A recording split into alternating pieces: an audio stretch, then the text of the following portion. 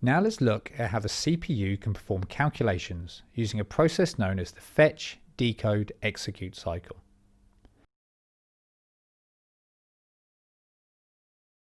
Here we have a representation of a CPU and RAM. The registers are also shown, where data can be temporarily stored. The program counter starts at 0000. This means that the first address in RAM that the computer will look for an instruction is at 0000. The computer needs somewhere to store the current address in RAM that it is looking for. This is what the memory address register is for. 0000 is therefore copied into the MAR. A signal is then sent down to the address bus to the RAM. The control unit sends out a memory read signal, and the contents of the address 0000 are copied through the data bus to the memory data register.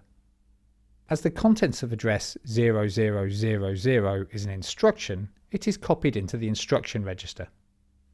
As the first instruction has been fetched, the system is at the end of the fetch stage of the cycle.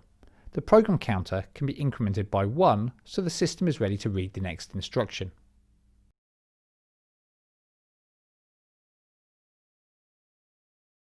Now the instruction needs to be decoded. It is sent via the data bus to the control unit. Here the data is split into two sections. There is the operation code or opcode, which in this example is the first 4 bits. This is the command that the computer will carry out. The second 4 bits are the operand. This is the address in RAM where the data to be operated on is stored. The control unit can translate opcode into instructions. So here the control unit translates the opcode 0101 into a load from RAM instruction.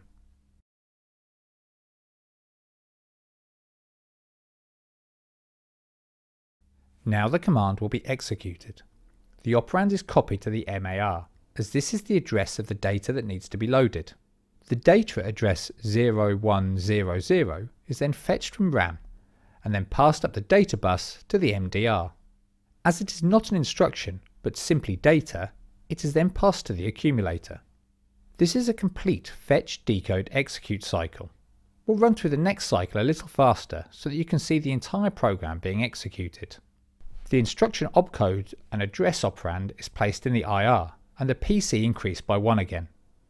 Now the instruction is decoded, while the address of the data is to be acted on is placed in the MAR. The new data is fetched from the address and eventually ends up in the accumulator, along with the results of the previous cycle. To finish off this stage, the 2 values in the accumulator are passed into the ALU, where they can be added together as was instructed by the opcode. The result is then placed back into the accumulator. So that's a second cycle complete. The last cycle is for the instruction at 0010.